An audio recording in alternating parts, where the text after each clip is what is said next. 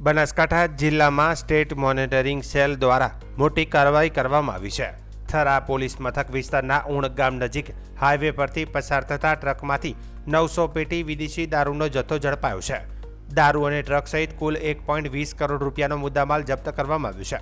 મળતી માહિતી મુજબ ગાંધીનગર સ્ટેટ મોનિટરિંગ સેલના પીઆઈ પીબી જેબલિયાની આગેવાની હેઠળની ટીમને બાતમી મળી હતી કે હાઈવે પરથી વિદેશી દારૂની હેરાફેરી થઈ રહી છે. બાતમીના આધારે ઉણ ગામ નજીક હાઈવે પર વોચ ગોઠવી એક શંકાસ્પદ ટ્રકને અટકાવી તપાસ હાથ ધરવામાં આવી હતી.